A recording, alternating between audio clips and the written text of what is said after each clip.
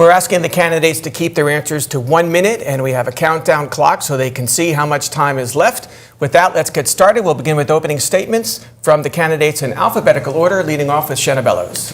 Thank you. Good evening. This election comes down to one question. Who will meet the moment, and who is going to fight for you? From the ACLU to the state senate to the Secretary of State, that's who I've always been. I threw Donald Trump off the ballot on January 6th. And then, when Donald Trump came for your voter data, I said, hell no, go jump in the Gulf of Maine. I fought in court to keep your data safe, and we won. I blocked ICE from having undercover license plates because there are no secret police in a democracy.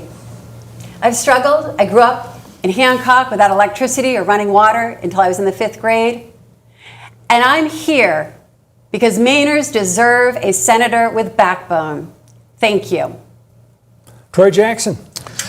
Well, good evening, everyone. I'm Troy Jackson, a fifth-generation logger, a union member, a father of two. And before I go any further, I want to say that my heart is with the family, the Guerrero family in Biddeford, for the senseless killing by ICE agents. Horrific, something that should have never happened.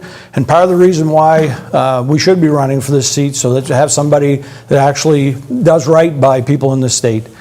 Look, I got involved in politics way back in 1998 as a logger, whenever corporations were holding us back, holding my community back.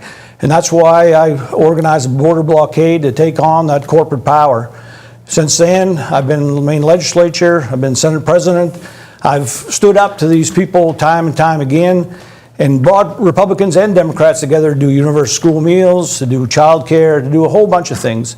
But there's so much more that has to be done, and that's why I'm running for U.S. Senate now, so that everyday people get a government that they deserve. Nirav, Shah. Good evening, everyone. My fellow Mainers, I didn't expect to be here. We didn't expect to be here as a state, but I'm honored to be here, especially in these unprecedented times. In the past 10 days, all of our heads have been spinning.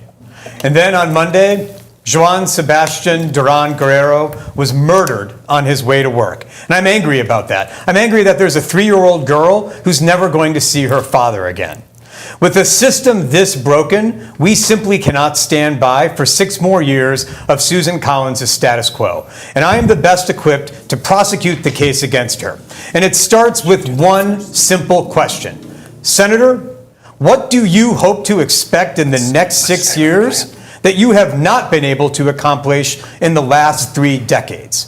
This special election comes down to one thing, electability. And my performance in last month's gubernatorial shows that I am the candidate that's best positioned to bring the fight to Senator Collins and defeat her this November. Jordan Wood. Thank you for hosting tonight's debate, Phil and Rob. Thank you, everybody who's watching at home. I was in 2nd grade when Susan Collins was first elected our senator. In the 30 years that she's been in Washington, she's helped build a political system that is failing us. I served as the chief of staff. I was barricaded at the Capitol on January 6th. I know the threat that Donald Trump poses to the future of our democracy. In the past year, I've held more than 40 town halls, listening to Mainers. We support Medicare for all, universal child care at $10 a day, a billionaire's tax, and we need a senator in Congress that is fighting for those priorities. As senator we can trust, and that's why I don't take any money from corporate PACs, lobbyists, or AIPAC. Our next nominee has a very tough task. I am the only candidate on this stage who can separate themselves from Graham Plattner, the candidate, from our progressive movement to change Washington. Last October, when I didn't believe Graham was telling us the truth about his past, I spoke out, and it cost me politically. But if I'm your nominee, I promise I will be able to separate him from Susan Collins and the need to defeat Donald Trump and his agenda, which is wreaking so much havoc on our state.